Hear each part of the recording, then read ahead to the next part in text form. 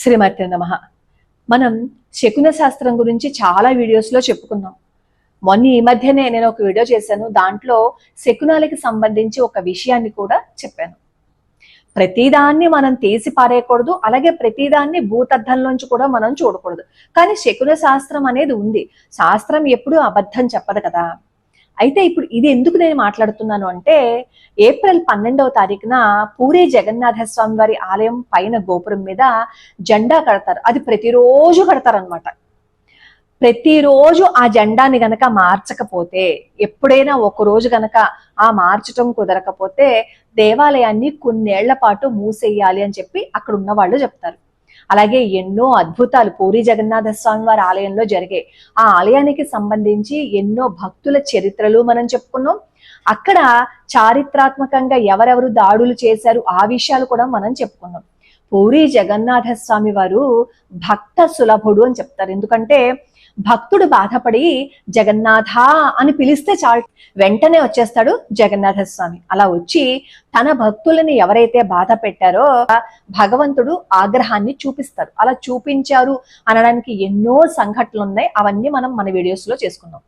అసలు ఇప్పుడు నేను ఎందుకు ఈ మాట చెప్తున్నాను అంటే, పూరి జగన్నాథ స్వామి వారి ఆలయంలో ఈ ఏప్రిల్ 12వ తారీఖున ఏం జరిగింది అంటే, పైన కాషాయ జెండా కడతారు కదా, ఆ జెండాని గరుడ పక్షి తీసుకుని వెళ్ళిపోయింది. ఆ వీడియోస్ కూడా బాగా వచ్చాయి సామాజిక మాధ్యమంలో. తీసుకువెళ్ళి ఎక్కడో పడేసింది అనమాట. ఆ రోజే మన ఛానల్ కుటుంబ సభ్యురాలు ఆవిడ ఏమడిగారు అంటే, అమ్మ ఇలాగ జగన్నాథ స్వామి వారి ఆలయంలో జరిగింది, ఏదైనా అనర్థం జరుగుతుందా అని ఆ రోజు అడిగింది అమ్మాయి. నాకు బాగా గుర్తు. అప్పుడు నేనేం చెప్పానంటే సమాధానం, ఏదైనా అనర్థం జరగబోతూ ఉంటే దాని నుంచి మనకి ఏదో హెచ్చరికో లేదు అంటే పెద్దదేదో ఉపద్రవం జరగబోతుంటే దాని చిన్నదాని నుంచి పోవడం కోసమో ఏదో చేసి ఉంటాడు. దానికి అర్థం వచ్చేటట్లుగానే నేను కింద కామెంట్ పెట్టాను. ఎందుకంటే అనవసరంగా భయపెట్టడం ఎందుకు అని. ఏప్రిల్ 12వ తారీఖున ఈ జెండాని గరుడ పక్షి ఎత్తుకెళ్ళిపోతే సరిగ్గా 10 రోజులైంది. మనకి ఏప్రిల్ 22వ తారీఖున ఏం జరిగింది, పెహల్గాంలో కాశ్మీర్ లో ఉగ్రవాదుల దాడి జరిగింది కదా. పాపం కుటుంబాలతో సరదాగా గడుపుకోవాలని అక్కడికి వస్తే వాళ్ళ మీద దాడి చేశారు. 26 మంది మీద దాడి చేయటం మాత్రమే కాకుండా ఇంకా చాలా మంది హాస్పిటలైజ్డ్ అయ్యి ఉన్నారు. ఇప్పుడు ఇలాంటి సంఘటనే కురుక్షేత్ర యుద్ధం జరగడానికి ముందు జరిగిందని మన పెద్దవాళ్ళు చెప్తూ ఉంటారు. అదేంటంటే, కురుక్షేత్ర యుద్ధం జరగడానికి ముందు శ్రీకృష్ణ పరమాత్మ దుర్యోధనుడి దగ్గరికి రాయబారానికి వెళ్తారు. ఎందుకు ఈ గొడవలంతా, 5 ఊళ్ళు పాండవులకు ఇచ్చేసాయి అని చెప్పి అన్నప్పుడు దుర్యోధనుడు ఒప్పుకోడు. 5 ఊళ్ళు కాదు కదా, అంగుళం కూడా నేను ఇవ్వడానికి ఇష్టపడను అని చెప్పి అంటాడు. అప్పుడు భూమి కంపిస్తుంది.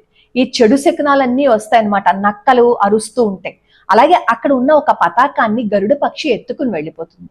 ఈ దుశ్శకనాలన్నీ చూసిన ఈ ధృతరాష్ట్ర మహారాజు దుర్యోధనుడితో చెప్తాడు, ఎందుకు ఈ గొడవ, ఈ దుశ్శకనాలన్నీ కనిపిస్తున్నాయి, నాకు భయం వేస్తోంది, కాబట్టి నువ్వు యుద్ధం వద్దు, వాళ్ళు అడిగిన ఆ 5 ఊళ్ళు ఇచ్చేసాయని చెప్తే దుర్యోధనుడు ఒప్పుకోడు. ఆ తర్వాతే కురుక్షేత్ర యుద్ధం జరిగింది అని మన పెద్దవాళ్ళు చెప్తారు. ఇది ఇప్పుడు చెప్పిన కథ కాదు, ఇప్పుడు కల్పించిన కథ కాదు, ఇది మనం ఎప్పటి నుంచో వింటున్న మాటే. అప్పుడు కూడా గరుడ పక్షి యుద్ధానికి ముందు అలాగే జెండాను పట్టుకెళ్ళిపోయింది. అలాగే కృష్ణుడికి సంబంధించి ఎన్నో సంఘటనలు పూరితో లింక్ పడి ఉంటాయి. నేను చాలా సార్లు వీడియోస్ లో చెప్పాను. ఇప్పుడు మళ్ళీ ఇక్కడ ఈ పూరిలో ఎప్పుడైతే ఈ గద్ద జెండాను తీసుకుని వెళ్ళిపోయిందో, దాన్ని కురుక్షేత్ర యుద్ధం జరిగేటప్పుడు ఆ జెండా తీసుకువెళ్ళిపోయిన ఆ ఇన్సిడెంట్ రెండింటిని తలుచుకుంటూ ఇప్పుడు సామాజిక మాధ్యమంలో చాలా మంది భయపడుతూ చెప్తున్నారు, మనకి జగన్నాథ స్వామి వారు ముందే ఇండికేషన్ ఇచ్చారు, అది మనం తెలుసుకోలేకపోయాము అని. ఉగ్రవాది దాడి జరిగిన తర్వాత నరేంద్ర మోడీ గారు ఎన్నో చర్యలను తీసుకున్నారు. మనలందరినీ కాపాడడం కోసం ఆయన సాహసోపేతమైన నిర్ణయాలు తీసుకున్నారనే చెప్పాలి. ఈ జెండా ఎగరడం ఈ రోజు నిన్న మొన్న అలాగే మొదలైంది అనుకుంటున్నారా, లేదు అంటే 1 సంవత్సరం కింద మొదలైంది అనుకుంటున్నారా? కాదు, 1800 ఏళ్ల క్రితం నుంచి ఈ ఆచారం వస్తూనే ఉంది.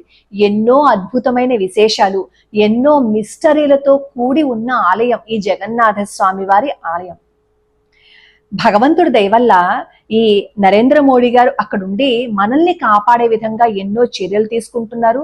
ఎన్నో పవర్స్ ని కూడా ఈ త్రివిధ దళాలకి ఇచ్చేశారు.